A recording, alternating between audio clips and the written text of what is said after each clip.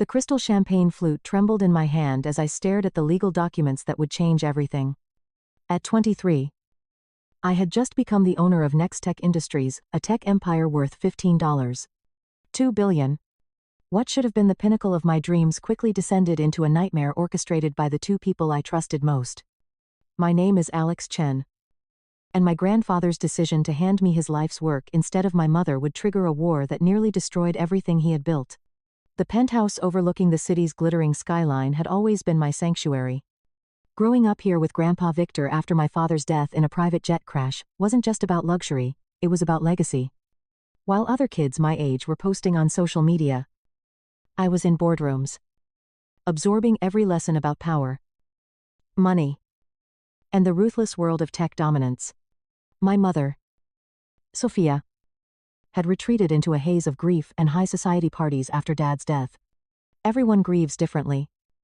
Victor would tell me when I'd cry about her missing another school event. But I saw the disappointment in his steel-gray eyes. Victor Chen wasn't just wealthy, he was a legend. He'd built Nextech from a cramped garage startup into a global behemoth that controlled everything from AI development to quantum computing. The man who could move markets with a single tweet had raised me to understand that money wasn't just currency, it was power, influence, and responsibility rolled into one.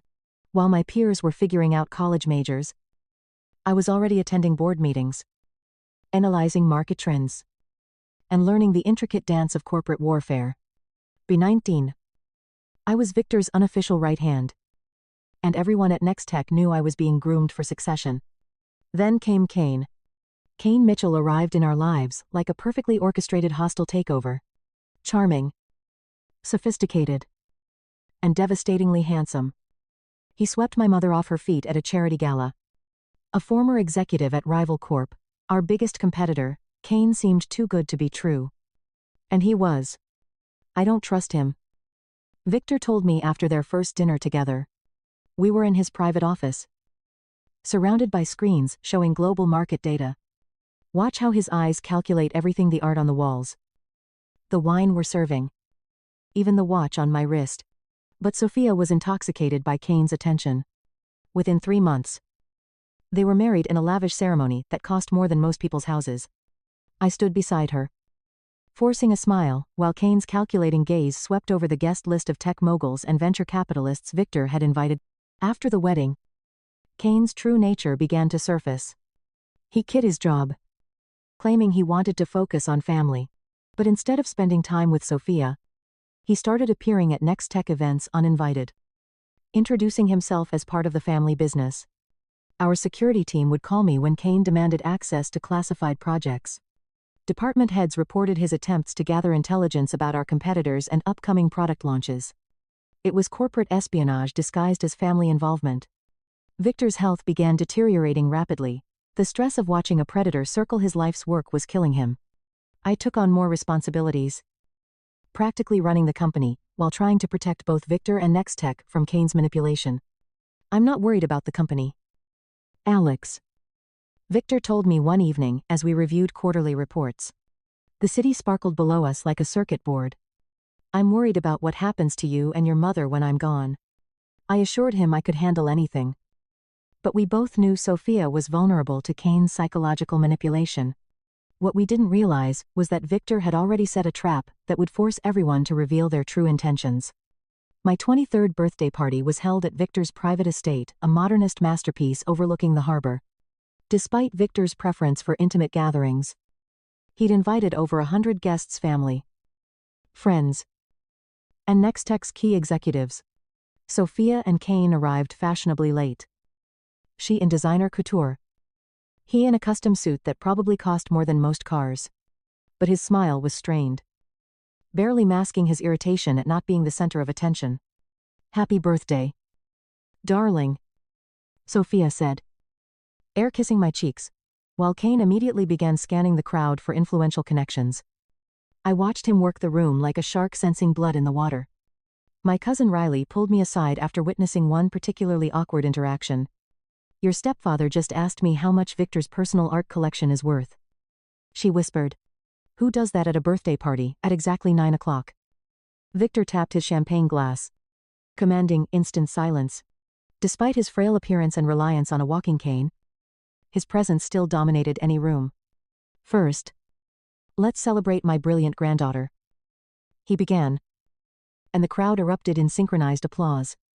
I stood there, simultaneously embarrassed and proud, as Victor's eyes sparkled with something I hadn't seen in months.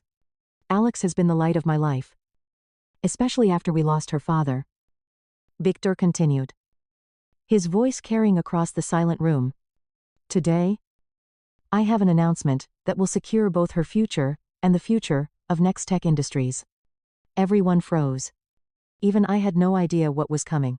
Kane suddenly focused with laser intensity, abandoning his conversation mid-sentence. After 50 years of building this company, I'm officially retiring, Victor announced. But more importantly, I'm transferring controlling interest of Nextech Industries to Alex, effective immediately. The silence was deafening. Then chaos erupted, guests gasping, executives applauding, family members exchanging shocked glances. I stood frozen in disbelief as Victor beamed with satisfaction. The crowd's reaction was overwhelmingly positive. These people had watched me grow up, had seen my dedication and intelligence firsthand. But my attention was riveted on Sophia and Kane. Sophia's carefully applied makeup couldn't hide her shock and growing anger. Kane's face had gone from pale to flushed, his jaw clenched so tight, I thought it might shatter. Victor. This is unexpected, Sophia said, fighting to maintain composure. Such significant family decisions should be discussed privately. Victor's smile was absolutely predatory. There's nothing to discuss, Sophia. The documents are already signed. Our family attorney stepped forward with an official folder. And within an hour, I had signed papers making me the owner of a $15.2 billion empire. My hands shook as the magnitude hit me. I wasn't just wealthy now. I was powerful beyond most people's imagination. The celebration continued until well past midnight. But I knew the real war was just beginning. The estate felt different after the last guest departed. Sophia intercepted me in the kitchen, her earlier mask of celebration completely discarded. We need to talk. Now. Her voice could have frozen fire. Kane followed her like a predatory shadow as we moved to Victor's private office. The room that had always been my refuge suddenly felt like a trap as Kane slammed the door shut. What the hell was that performance? Sophia demanded, pacing behind Victor's mahogany desk like a caged animal. A birthday surprise, I guess, I replied, trying to project calm while my heart hammered against my ribs. Kane dropped his polite facade entirely. Listen carefully. Little princess. You just graduated college. You have zero experience running a company worth billions. You'll destroy everything Victor built within 6 months. I straightened to my full height. I've been working at Nextech since I was 17. I know every department, every major client. Every playing intern during summer break isn't the same as running a global corporation. Sophia interrupted. Kane and I have discussed this. He'll serve as CEO while you focus on finishing your education. The audacity was breathtaking. Excuse me, it's logical, Sophia continued, as if they'd rehearsed this script. Kane has executive experience. He understands corporate strategy. He can handle day-to-day operations while you learn the business properly. Absolutely not, I snapped. Victor made me owner and CEO. The documents are signed. The decision is final. Kane's mask slipped completely. You spoiled brat, he snarled. This company needs real leadership. Not some trust fund baby playing businesswoman because her grandfather felt guilty. Kane, Sophia exclaimed. But she was more concerned with his tone than his words. No. She needs to hear this, Kane continued, his voice turning vicious. Your grandfather is a sentimental old fool making irrational decisions. The board will never accept you as CEO. You'll be a laughingstock. My hands shook with rage, but my voice remained steady. The board has known me my entire life. Most have already expressed their support. Kane laughed, a sound like breaking glass. That support will evaporate when they realize you're in over your head. Be smart, Alex.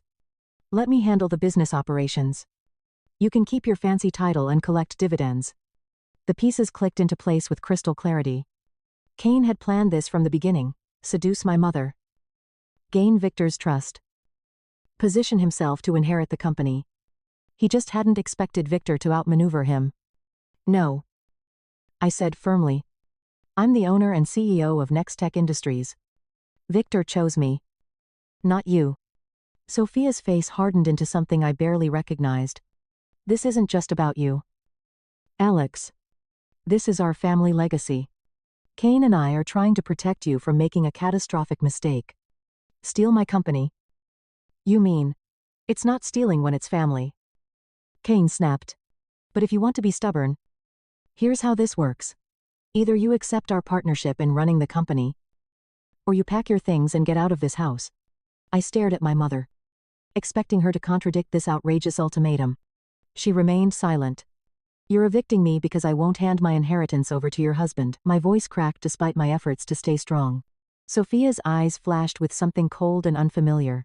This is my home too, Alex. Cain is my husband. If you can't respect our place in this family, then yes, you should leave.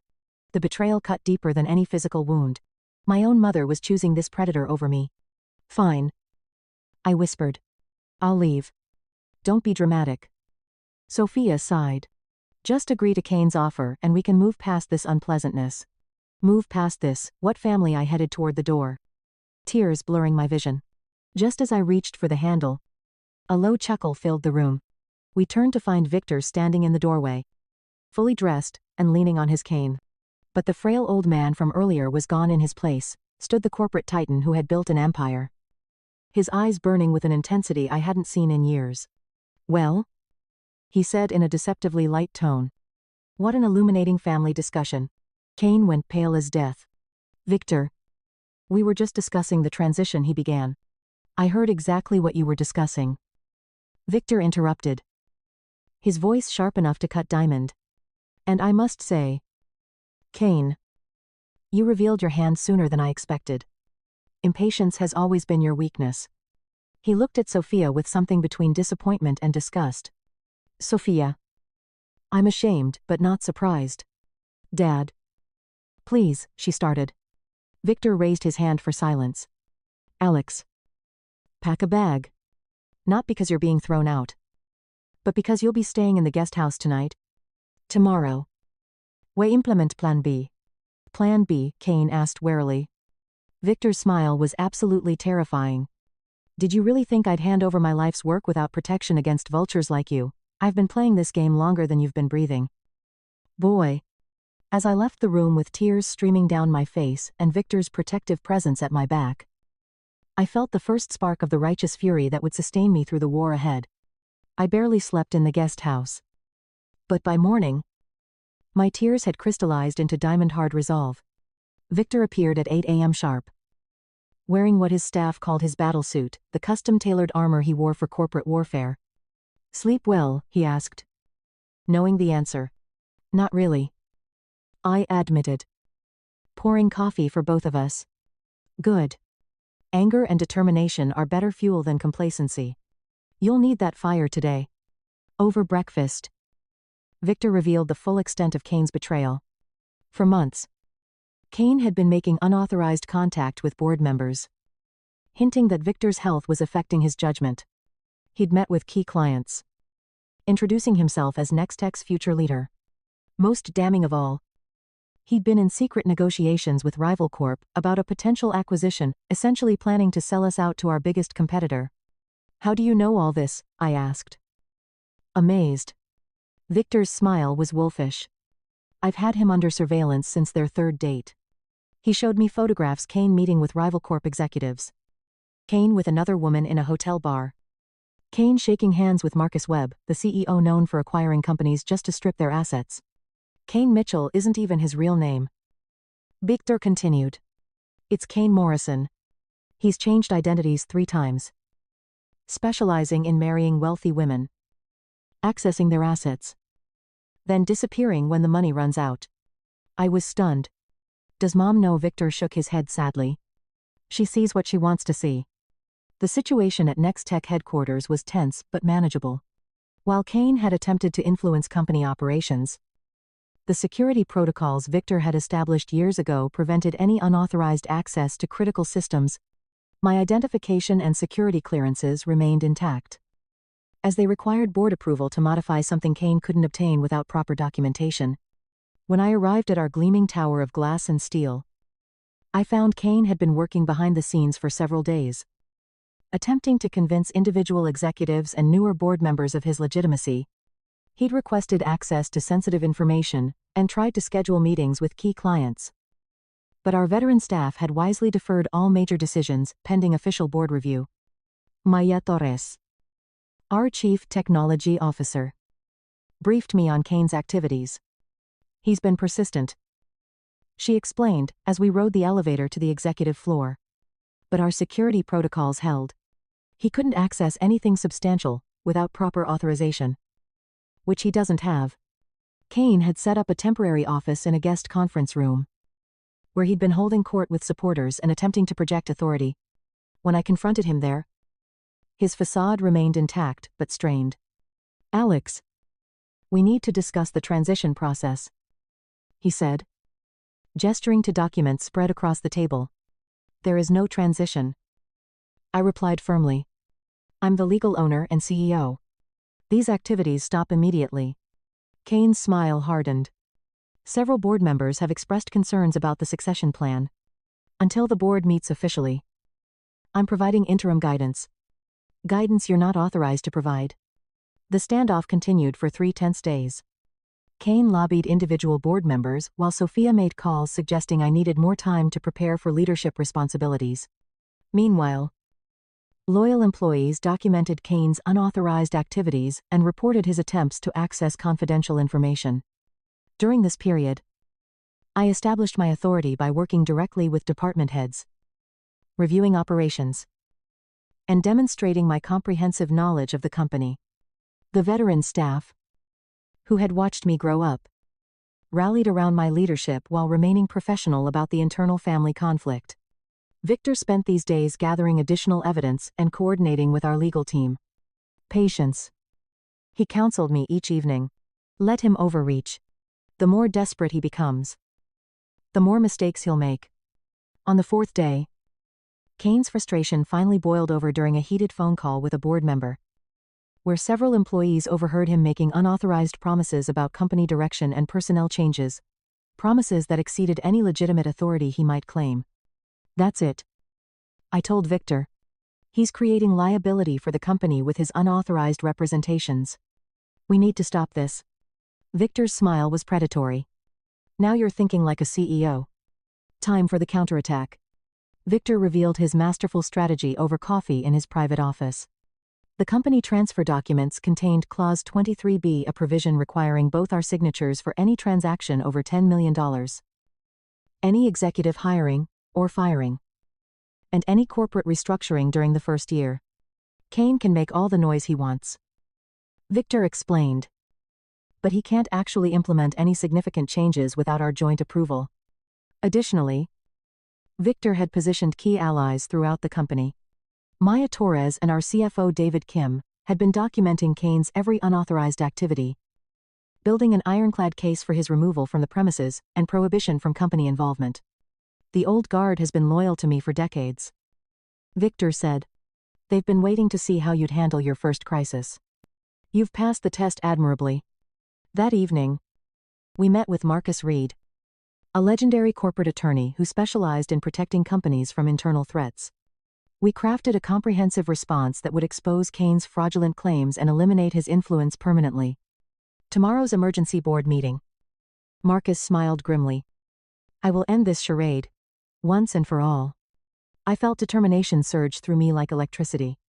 Kane had underestimated both my preparation and Victor's strategic planning. He was about to discover the cost of that miscalculation. The Next Tech boardroom occupied the entire top floor of our headquarters, its floor-to-ceiling windows offering a commanding view of the city below. All 12 board members were present by 9 a.m., along with key executives and our legal team, gathered around the massive black table that had hosted billions in deals. Kane had positioned himself confidently at the side of the table, with Sophia beside him for support. He wore an expensive suit and projected an air of authority. Clearly expecting this meeting to formalize his role, I entered with Victor and Marcus Reed, carrying comprehensive documentation of the past week's events. Kane appeared pleased to see Victor, probably interpreting his presence as family solidarity. Victor. Kane stood up, extending his hand. I'm glad you're here. We need family unity during this transition. Indeed we do. Victor replied neutrally, taking his traditional seat at the head of the table. I sat to his right, Marcus to his left. Board President Helen Chen called the meeting to order. We're here to address the leadership transition and recent operational concerns. Kane immediately seized the initiative. Thank you, Helen. While Alex's inheritance is legitimate, the board must consider the company's stability during this unprecedented transition. I've been providing interim guidance to ensure continuity. Several newer board members nodded. Kane had clearly been cultivating their support. I propose formalizing an interim management structure, with Alex maintaining ownership, while experienced leadership handles day-to-day operations until she completes additional preparation. Before we proceed, I interjected, standing up. The board should review some critical information that's come to light. I nodded to Marcus, who began distributing comprehensive folders to each board member. You'll find detailed documentation about Kane Mitchell, whose legal name is actually Kane Morrison, including evidence of systematic fraud and unauthorized activities. Kane's confident expression flickered as board members began examining the materials. The documents detail his pattern of targeting wealthy women through strategic marriages, his 3 previous identities, and police reports from former victims. More immediately relevant, you'll find evidence of his unauthorized communications with board members, clients, and competitors during the past week. The room filled with shocked murmurs as board members discovered the extent of Kane's deception. This is outrageous, Kane protested. But his voice lacked its earlier confidence. These are fabricated allegations designed to undermine legitimate concerns about leadership transition. Mayet Torres stood up. I can confirm that Mr. Morrison attempted to access classified project files without authorization and scheduled meetings with key clients while misrepresenting his authority. David Kim added. He also requested detailed financial information about offshore accounts and asked about procedures for rapid asset liquidation questions. No legitimate interim manager would ask. Sophia stared at the photographs and bank records documenting Kane's deception, her face growing pale as the full scope of his betrayal became clear. Furthermore, I continued, Kane has been in unauthorized contact with RivalCorp executives about a potential acquisition of Nextech assets, essentially attempting to negotiate the sale of our company without board knowledge or approval. Kane's composure finally cracked. This is a coordinated character assassination. You're destroying legitimate business discussions. Victor cleared his throat, commanding immediate attention. Before we proceed further, the board should understand the legal constraints on any proposed changes. Clause 23B of the transfer agreement requires both Alex's and my signatures for any major corporate decisions during the first year. Helen Chen studied the documents carefully. So any interim management structure would require your approval. Victor correct. And given Mr. Morrison's documented deception and unauthorized activities, I cannot and will not approve any arrangement involving his participation in company leadership. The room erupted in heated discussions. Kane attempted to maintain his innocence, while board members confronted him with specific evidence of his misconduct. Sophia finally spoke, her voice barely audible. Kane, tell me these documents are fake.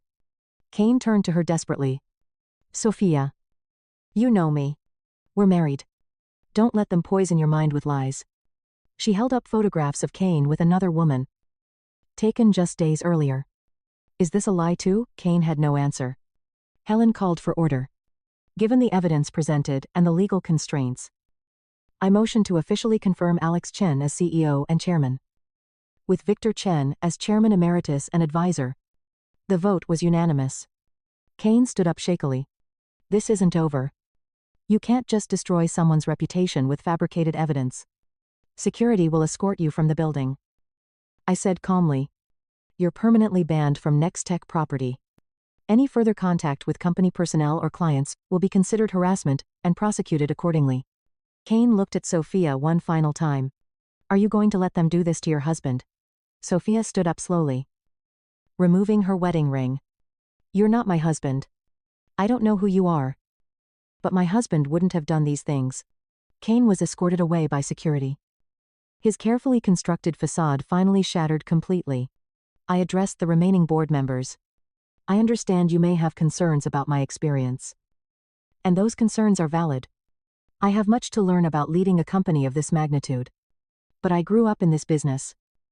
And I'm committed to preserving Victor's legacy while driving innovation and growth. The executives lined up to offer their support. Maya hugged me warmly. Your father would be incredibly proud of how you handled this crisis. Only Victor, Sophia, and I remained in the boardroom after everyone else departed. Sophia looked emotionally devastated but relieved.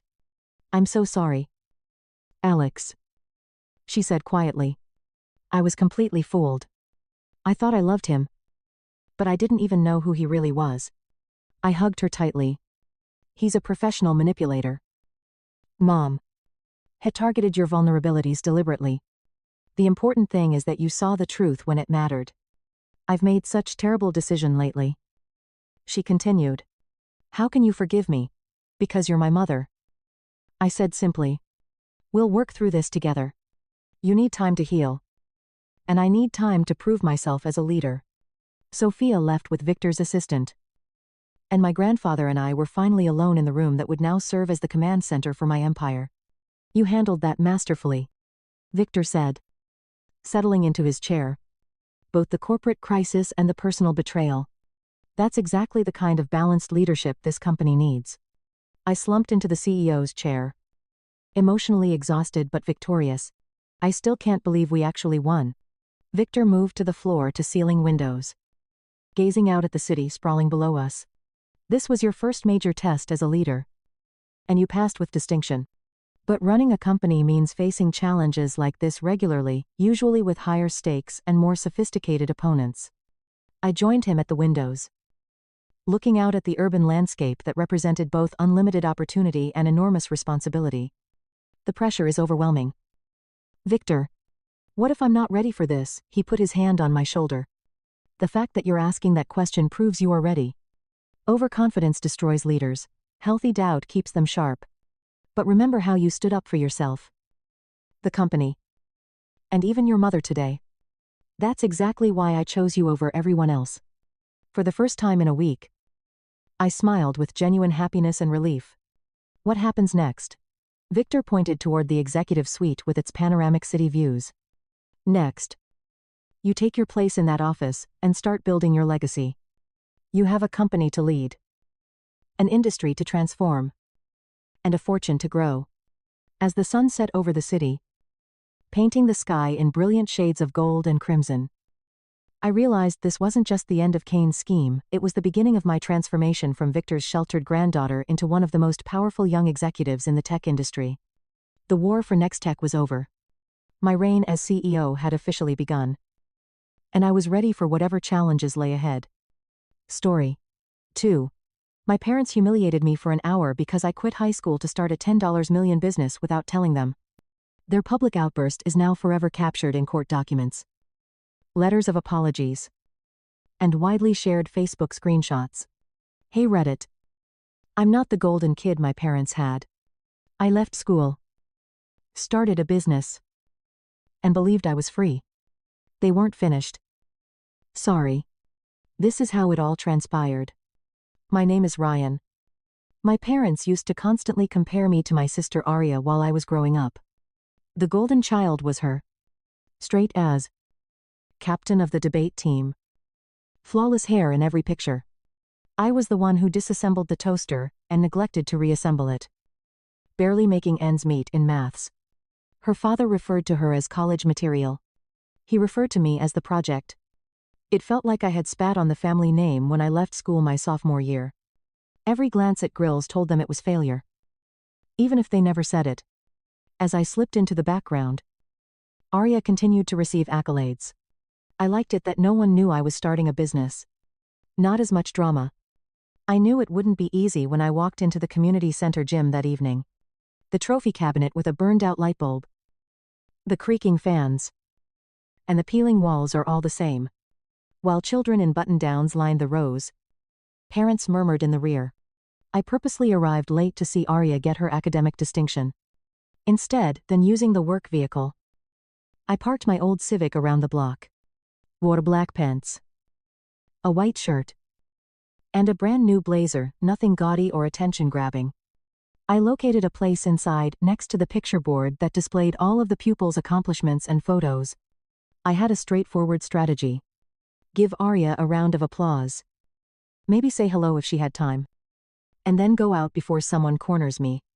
No family drama. No speeches. No one curious about my life. That, of course, lasted around 3 minutes. I was attempting to seem preoccupied as I read the event program when my phone rang in my pocket. The lock screen flashed with a notice. CEO notifications on Slack. The server checklist has been updated. Jamal and his crew were getting ready for the big demo tomorrow. Before anybody noticed, I flipped the screen to the left. But it was too late. Look who made the decision to appear at last. The sound of my mother's voice broke the commotion. She was standing just outside the doorway. Her arms folded. Her lips pulled together as if she had spent the whole day making this expression. Carol is her name. I hadn't even said anything yet. But my dad, Mark, was a few paces behind her, hands stuffed in his jacket pockets, and a dissatisfied expression on his face. Evening, I replied, maintaining a steady tone. Carol gave me a short look that seemed to be surveying the area. For issues, she eventually remarked. You look fine. As if it were a stretch. Mark remained silent for a moment. He just looked at me as if he were daring me to make the same mistake he did when I neglected to take out the garbage as a teenager. They were accompanied by a handful of relatives. Uncle Trick, who thought rough love could fix every issue in life, and my Aunt Lena, who liked to ask loud questions about plans for college. I hardly knew Daniel and Priya, 2 family friends. Yet they were staying back and watching, as if they didn't want to miss the performance. I said, came to help Arya. That's all. Carol dressed me for photo day by adjusting the sleeve of my jacket as if I were still 15. She murmured, well, see if you can at least sit through one event properly. Mark glanced at the phone I was holding. Still playing pretend with that little project of yours, said the man. The phone slipped into my pocket. It's a company, I said in a steady tone. Not nearly a chuckle. He let out a sharp breath through his nostrils. He repeated comp as if that were the funniest word he had heard all week. I didn't respond because I didn't want to start things before Arya had even received her award. But I could already feel the focus from the neighboring audience. I kept my eyes on the front of the room, where a student was making a brief statement on perseverance and hard work, because I wanted to seem busy. I glanced down without thinking. But Mark moved closer before I could lock the screen. Who is that? He asked. Work, I asked. Not even trying to hide his smirk. Work, he said louder. Looking at the relatives behind him. Right. Another buzz in my pocket. Another notification from Jamal about tomorrow's demo. I felt the heat building in my neck. Not anger yet, but the nagging feeling that this wasn't going to be silent for long. Carol crossed her arms closer. Aunt Lena was obviously smiling now. The way people do when they smell gossip. I wondered if Arya, who was lining up with other award kids across the gym and holding her little certificate folder, had noticed me yet. I told myself that I could still get through this without making a scene, just sit, clap, and go, but Mark's expression suggested that he had other ideas. You quit school because you think you're special, he said. Not looking at me yet. Looking out towards nobody in particular. You walked out sophomore year like you had everything figured out. The ceremony continued at the front of the room. But my dad was becoming louder near the folding table with the refreshments. He stood with his hand on the table edge, a plastic cup of red drink sweating in his grip. And his voice carried over the low chatter. Keeping my voice level, I said, I'm here for Arya. That's it. Mom strode over, pulling at my collar as if it were crooked. But it wasn't. We raised you better than this. Ryan, she said. People ask what you're doing now. This is what happens when children believe they know better than the people who raised them. What should I tell them that you fled? You couldn't manage school the way everyone else could, I told her. It's handled. And she gave a brief, unentertaining chuckle. Handled. Yes. My phone buzzed in my palm once again. And before I could put it back in my pocket, Dad grabbed it. I hardly looked down. CEO. He continued, his voice brimming with sarcasm, as he read the notice aloud. Oh. You write that yourself to feel important. Give it back. I replied, extending my hand. He rotated the phone so the family members in the vicinity could see the lock screen with the title CEO at the top of the text. You see this? He stretches out the letters as if they were a joke. This is what he calls himself now. CEO. You living at home or living off somebody? Uncle TK leaned against the wall and shook his head as if he had been waiting for this moment. The phone then fell out of his fingers, struck the tile floor, and I heard the screen break. Not dramatic. Just short, small intakes of air. He spoke those words. My cousin Jordan muttered something behind me, and I heard the words drop out, life, and a quiet laugh. Mom grabbed my blazer sleeve and pulled me a little closer, so I had to look down at her. Because it sure ain't a real job if you can't even finish high school. I kept my mouth shut because talking wouldn't help. You think this is cute, she said. You know how embarrassing it is when people ask about you, I responded. I'm not here to argue. But she was already looking at Dad like she expected him to take over. At least admit you made a mistake. Tell Arya not to follow your example before it's too late for her. I entered the room as if nothing had occurred. I want to say something, Dad said. His voice was firm. The kind that makes people turn around whether they care or not. My stomach tightened. He placed his drink firmly on the table, picked up a plastic spoon, and tapped it against the cup. As people do before giving a speech at a wedding. He paused just long enough to say, finish what you start because quitting ruins futures. He didn't say my name, but his eyes fell on me like a weight. Someone near the back raised their phone a little higher. Recording. My face felt hot. We got kids in this room who worked hard for years to be here tonight, he said, looking out at the rows of students and parents. Then his hand slammed down on my shoulder. Not a light grip. His fingers digging in hard, clamping over the collarbone, his thumb pressing into the muscle like a vice. I shifted back a step, hoping to blend into the chairs and just wait out. But he yanked me forward so quickly that I stumbled into the folding table, one cup toppling over as the cups rattled. Stand here, he yelled, his voice sharp enough to pierce the entire gym. You wanted to show up. Then listen. Red drink splashed across the floor. My chest struck the edge, and pain shot through my shoulder, where his hand remained locked. This time, people actually gasped. It wasn't just control anymore, it was angry and physical. I tried to twist out of his hold, but he shoved me straight again, his fingers still crushing into the same spot until my neck jolted sideways. The room fell silent except for the sound of a red drink spilling onto the floor. You're causing a scene, he said. I'm standing here, I said in a low voice. His next remarks about responsibility and wasted potential, however, were not heard by anyone. Look at you, Dad said, shaking his head as if I had done it on purpose.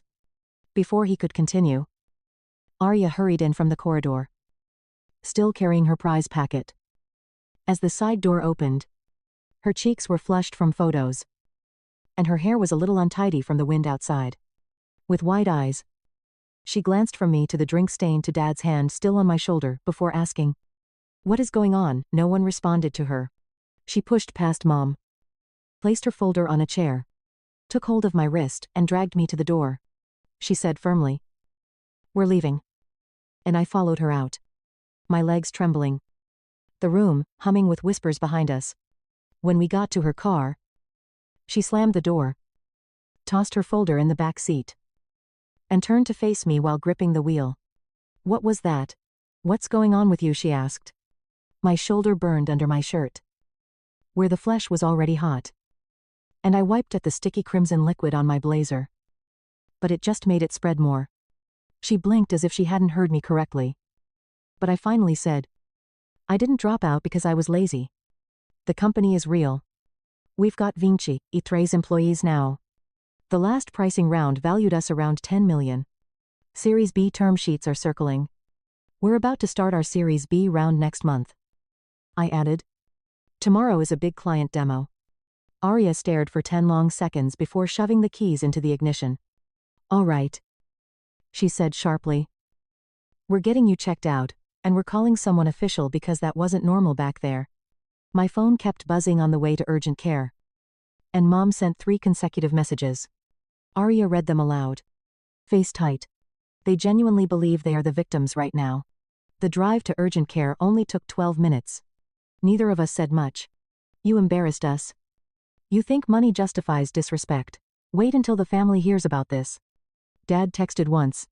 When we entered, the receptionist glanced up and immediately focused on my smudged shirt and the broken phone in my palm. As if she were reliving the incident. You need police. Non-emergency. Arya responded before I could respond. We just need this documented. She asked right away. My phone kept buzzing while we waited. Mom again. Don't you dare twist this online. Families handle things privately. The receptionist nodded. Handed her a clipboard. And picked up the phone as if this were normal. Then another. Your father was only trying to stop you from ruining Arya's night. Arya snapped. He pushed him into a table in front of 50 people. She texted back. There are cameras. Mom. I didn't respond. And a few minutes later, I got a call from a nurse wearing navy scrubs. She was carrying a digital camera around her neck, which is standard for documentation. Where did he grasp you? She asked. And I removed the torn jacket. She gasped when she saw the hot red markings on my upper arm and shoulder, one of which was already purpling close to the collarbone. Did he also push you? Yeah, I said. She snapped photos from 3 angles. Then had me turn my head left and right to check my neck. Lose balance. Did you hit your head? Almost, I muttered, catching the edge of the table. Good thing, she added, taking notes on a clipboard. I overheard Arya discussing witness names with the receptionist in the corridor. The nurse asked if I wanted to press charges. And I said, non-emergency report first. She nodded as if she had heard that a lot. When she left to get the doctor, I took out my phone. And even though the cracked screen barely worked, I was able to open my email and send a brief message to Jamal. She kept saying that phones were out during the entire event. And at least 3 people had been recording. He wrote back in less than 5 minutes, saying, don't post anything. Keep all receipts. I'll get Paula on calendar tomorrow morning. The doctor arrived then. He was an older man with gray hair and quick movements. And he applied pressure to the bruises near my shoulder and chest. We'll explain later. Family incident, documentation. Nidlavier contact. Mild contusion and possible sprain in the chart. Was written when asked about the degree of discomfort. Advised me to put it on hold tonight. Tomorrow. Keep an eye out for stiffness. I made no remark. Just printed the papers. Signed it. And gave it over as if he had done it 1,000 times. This was supposed to be a nice night, I muttered, partly to myself. The receptionist handed us a non-emergency police report form on the way out, which Arya filled out at the counter while I held the ice pack against my shoulder. She was silent for the first few blocks of the drive home before exploding, gripping the steering wheel tightly. They acted like you ruined their lives just by showing up. As if you deserved it. Were you there when Aunt Lena filmed Arya took out her phone at a red light and said, I'm asking her. Texting quickly. And Jordan and Priya. Somebody's got video. I sat back against the seat. And my shirt felt chilly where the ice pack squeezed through the fabric. Maybe, I replied. I swear she had her phone out the whole time. After I finished moving pictures to my laptop, I immediately went to my room, cleaned up the sticky mess, and threw the blazer in a trash bag rather than the hamper, because it was evidence now rather than laundry. I took pictures of everything, including the red stains, shoulder marks, police report form, ice pack wrapper, and even the cracked screen from 3 different perspectives. Arya was in the hallway, discussing witness names with someone on speaker. So, I sat on the bed with the folder open on my laptop, Each file was placed in a folder named Incident 5. Arshis. I uploaded copies to my email and sent the link to Jamal, who responded with a single sentence, "Keep everything. Paula will need it all." When we arrived at Paula's office the following morning, the family group chat had already exploded, with Mom posting a paragraph, expressing her heartbreak, and her own son dragging the family name through the mud for sympathy. My shoulder ached. But all I could think about was my dad's face when he shoved me in front of everyone as if I didn't even belong there. Dad continued. "We tried to discipline him. Now he wants to play the victim." A relative attempted defending me. Mom instantly commented, "Kids nowadays have no regard for elders." Arya screenshotted everything. Paula's office situated on the 10th story of a glass building downtown. Clean lobby. Silent halls. That subtle scent of carpet, glue and coffee. We didn't even sit long before Paula walked in. Dark suit. Gray streak in her hair. Legal pad in one hand. Phone in the other. "Morning," she said. "Let's get to work." She didn't waste time. Police reports in progress. Next steps. Witness statements. Medical records. Property damage claim for the phone. Possible protective order if they keep contacting you. Civil claims for assault mediation with the community center about their lack of security protocols. That's the menu. I pulled my laptop out. "They're saying I made everything up," I said. Paula motioned for me to turn it around. I showed her the incorporation papers with my name listed as founder and CEO. Payroll summary with 23 employees.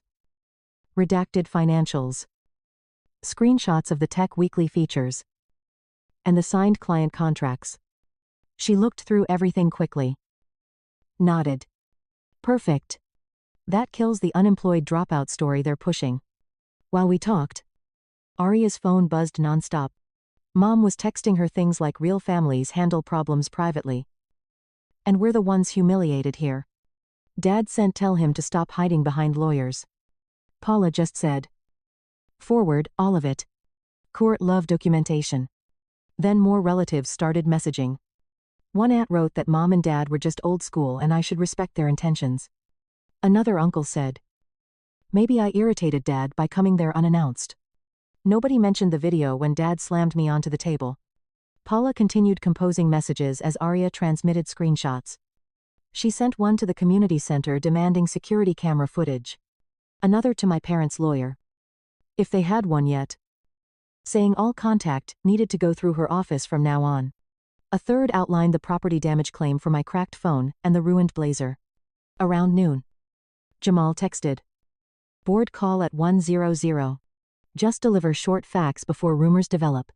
I called from the foyer of the office. Police report filed. I informed them, referring to the family incident, "Everything is being handled by a lawyer. Business unaffected." They went on to financials as if nothing had occurred. That afternoon, Paula contacted my parents' lawyer for the first time. The man attempted to explain that it was simply a family dispute.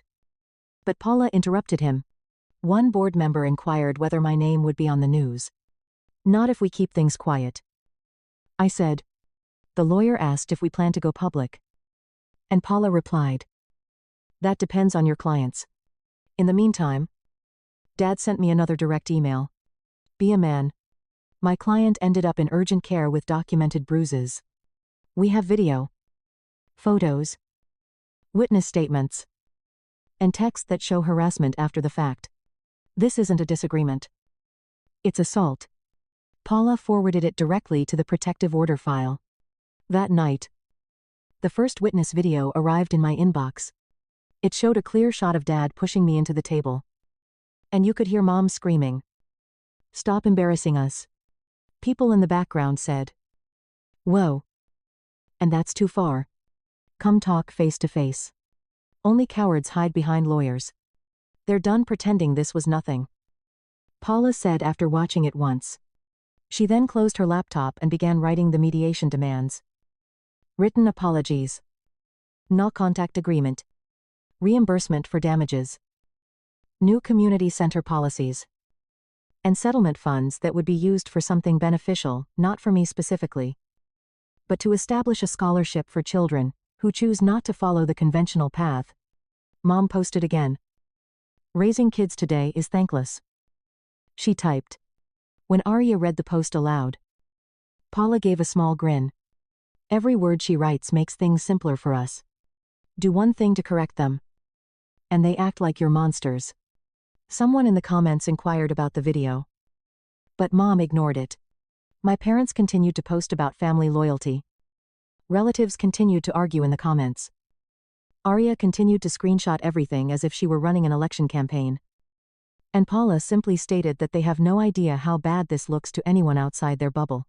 By the end of the day, she said, we had witnesses, medical records, screenshots, videos, financial documents, and draft letters ready. And the mediation date was set for next week. The following morning, the family group chat turned into a battleground. Dad kept calling me a coward for hiding behind lawyers. Mom posted paragraphs about disrespectful kids who ruin their future. Half the relatives were fighting in the comments, and a cousin asked if anyone had seen the video of Dad pushing me into the table. Arya took a screenshot of the entire thing for Paula. And Mom said, that was discipline, not abuse. Jamal texted at 8:00 a.m. And I had barely time to scroll before the client demo at 10:00. Be ready. Because the Chicago deal was huge. 60 locations. Big contract value. And it was just the right time for our Series B pitch deck. Mom. We gave up everything for you. And this is how you pay us back, some uncle.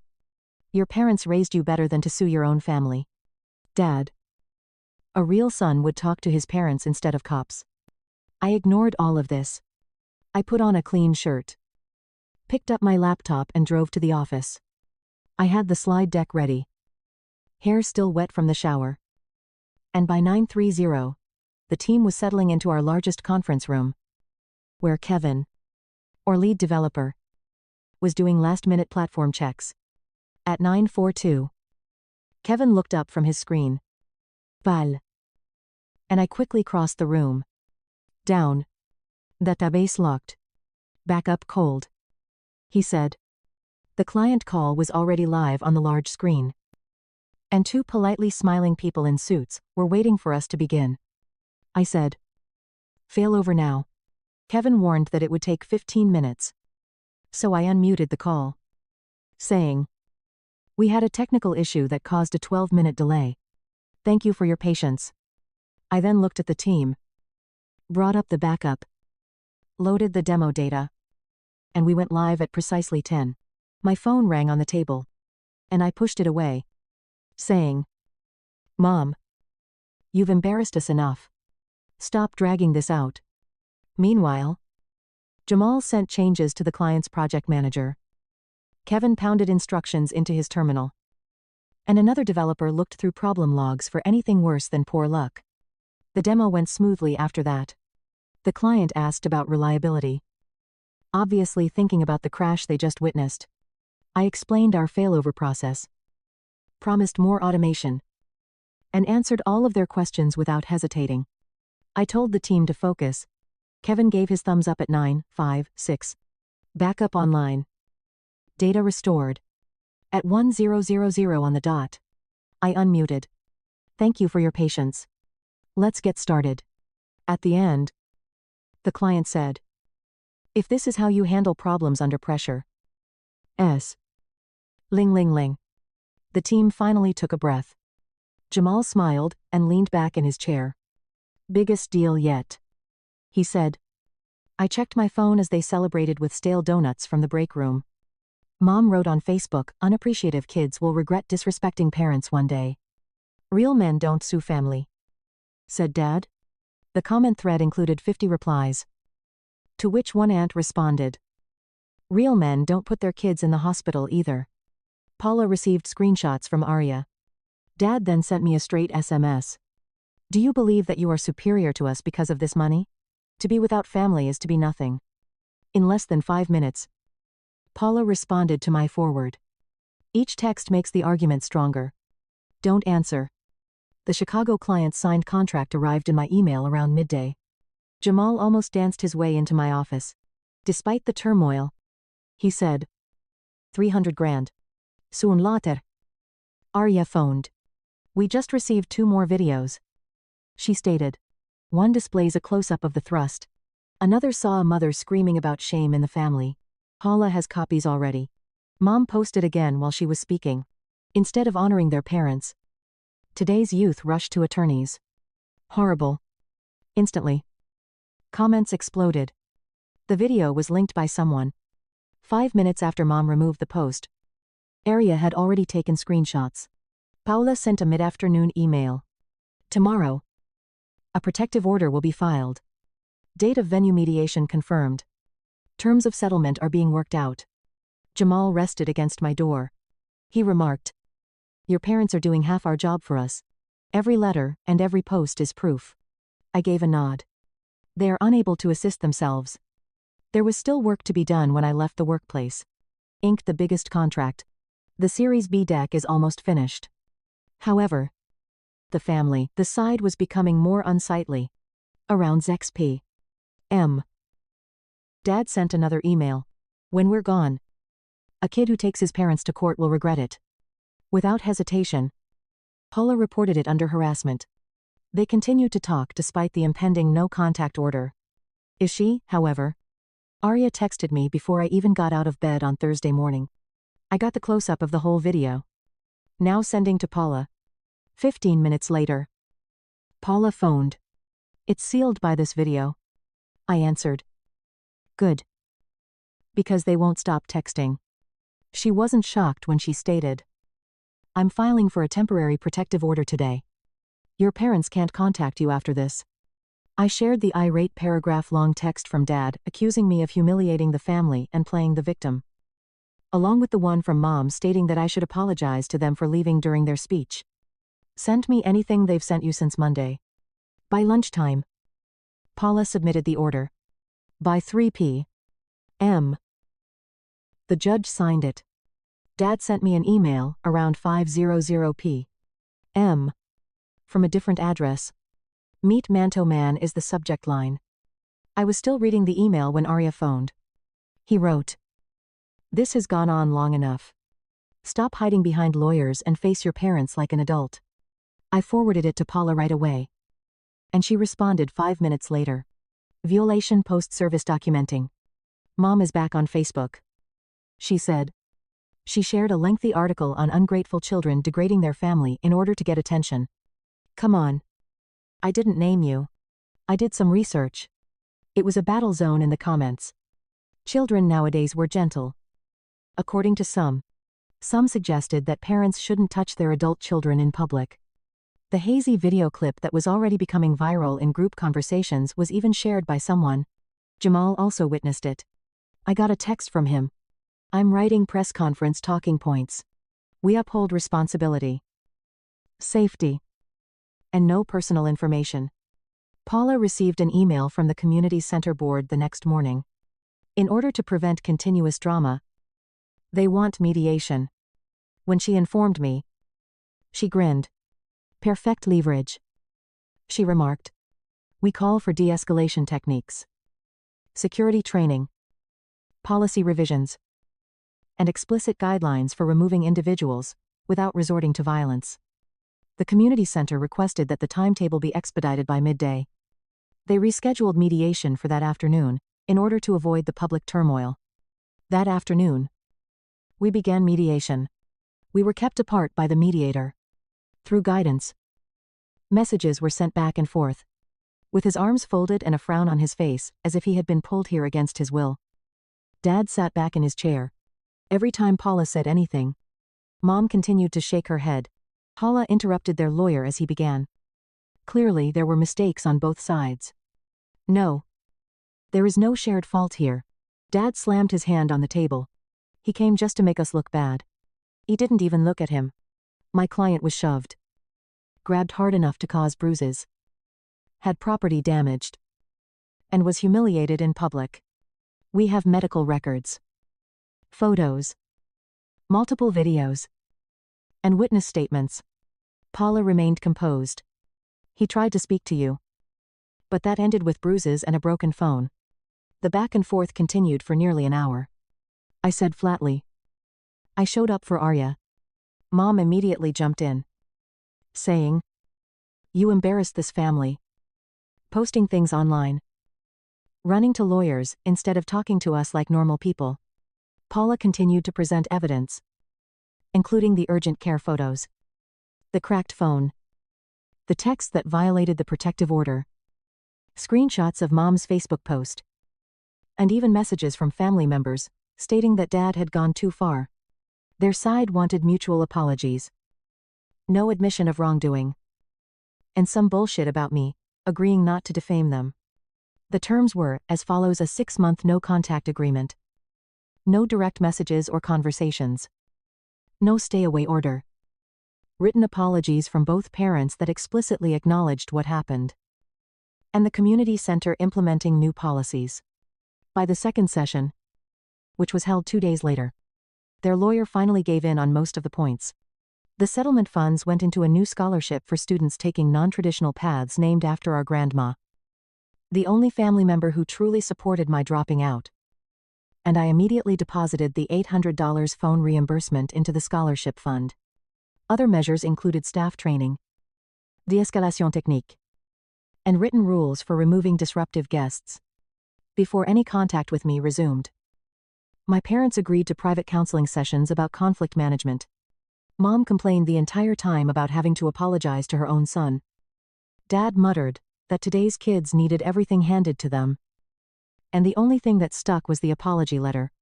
Their lawyer kept sending drafts full of half-statements like, "Sorry if anyone felt upset." Paula kept rejecting them. When we eventually obtained a version, authorized by Paula, on day 3, she leaned towards me and whispered, "Take this win." In a hushed voice. "We're sorry for our actions that night and the distress caused. It wasn't flawless, but it was clear enough for the record." I signed the settlement. Arya signed it as a witness. And neither of my parents looked at me when they signed theirs. Outside the mediation room, Dad said to no one in particular, "Ridiculous waste of time." Mom crossed her arms and muttered, "Families used to handle things privately." I remained silent. This is as much accountability as we're getting, without dragging this through court for a year. In a dull downtown conference room with white walls, a long table, and a pile of papers at one end, the settlement was concluded on a Thursday afternoon. Paula gave me a pen first, and I signed my name beneath each section. No contact order, scholarship agreement, community center policy updates, or reimbursement paperwork, while my father scrolled his signature across from me as if the pen had offended him. Both of them did not look up as Mom took her time, whispering to herself. Families used to handle things privately while signing the page about apologies. Arya sat back in her chair, her arms crossed, watching them, her phone buzzing every 2 minutes from the family group chat. But she chose to ignore it. "That concludes the agreement," Paula added after the last page was signed. Our father shoved the papers aside and remarked, "At last? We can all move on from this foolishness." Arya sat forward and asked, "Move on?" Mom rolled her eyes. "We've already apologized." "Ari, you pulled him out of a public event, shoved him so hard that he had to go to urgent care, and then pretended that he had embarrassed the family. You keep saying that he ruined his future because he didn't go to college because he dropped out. As if he's some failure you had to save the family from. Do you even know what he's been doing for the past 6 years?" Dad frowned. I remained silent. "No," Ariel said louder this time. "He was on the phone closing a $300,000 deal, while you were posting Facebook tirades about how he embarrassed you." This was her moment. Arya took out her phone and opened the Tech Weekly article Paula had saved, turning the screen towards them. "Last priced round around 10 million. She said clearly. 23 employees. Series B term sheets already in. Clients in 3 states. Arya swiped to the next document, which included the incorporation papers with my name listed as the founder and CEO. The signed client contract. The payroll summary. Paula's confirmation of everything. And the board for his company. Mom's mouth actually dropped open a little, and Dad leaned forward as if he didn't believe her. "Lies. he said automatically. There was silence for 10 seconds until Mom remarked. Why didn't he tell us? You called him a failure in front of 50 people while he was running something worth more than this entire neighborhood. Arya yelled. Because you don't listen. Paula collected the papers into a tidy stack, as if she had witnessed this type of family breakdown before. My client doesn't owe anyone an explanation, she said. Because the first thing you do when you hear something is judge it. Control it. Or tell everyone at church like it's gossip for after choir practice. Dad sat back in his chair, his face rigid. The goal of today was accountability for what happened at the event. That's done. Mom shifted uneasily. Dad glanced down at the table. And Arya said, You know what he did with the settlement money? You know what he did with the settlement money? She asked them. And he immediately invested it in a scholarship for children who don't follow the conventional path, naming it after Grandma because she's the only person in this family who truly believed in him. While you were busy pretending to be the victims, he made it into something positive. Paula closed her bag. We're finished here, she said. Arya rose. Yeah, she said. We are. He could have made you spend a year in court. No physical contact during removals. Mandatory de-escalation training for staff. Clear guest removal procedures. Rows of folding chairs facing a small stage with a banner reading the Evelyn Grant Scholarship for Non-Traditional Achievement. And new policies were already posted on the bulletin board when the scholarship launch took place 2 weeks later, in the same community center gym, where everything had gone down. Mom and Dad were in the second row. And they hadn't glanced at me since they walked in. Grandma's name was written in large blue letters. Arya and I sat in the back while the community center director spoke briefly about transforming challenging times into opportunities for growth. Parents applauded. And some children appeared interested. The room erupted when the director revealed the scholarship amount, which was $50,000 to begin with and was paid for by the settlement and my personal contribution. He then introduced the first recipient. A junior who had developed 3 small apps but found regular classes difficult. The child smiled as if he couldn't believe it was real. And Arya leaned over to his parents. She whispered. That's where the money went. Not to lawyers. Not to retaliate. To help kids like him. Neither of them responded. A few parents approached me to shake my hand after the ceremony. One said he was grateful that I had managed to make something positive out of the chaos. And another said his son wanted to apply the following year. Mom and Dad stood at the exit on the other side of the room, looking smaller than normal. As if they had realized too late that they had been mistaken about everything. Arya passed them silently. And when she knocked on my door that night at home, she remarked, You should have seen their faces. With a smile. We should have dinner. People are asking why you won't talk to us. When I read those numbers out loud, they didn't know whether to argue or faint.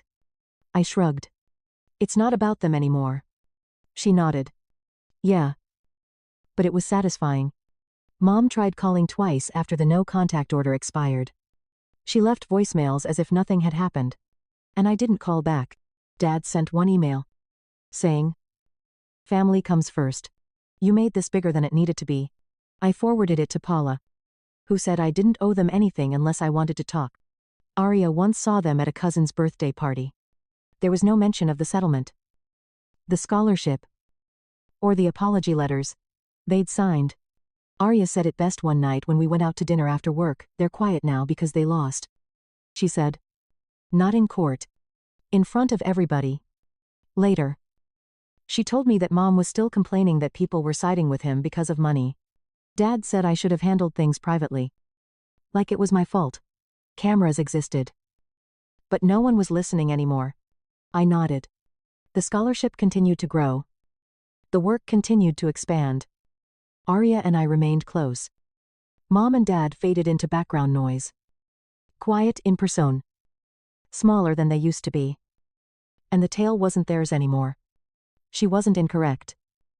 And by Christmas, I realized that I no longer felt furious.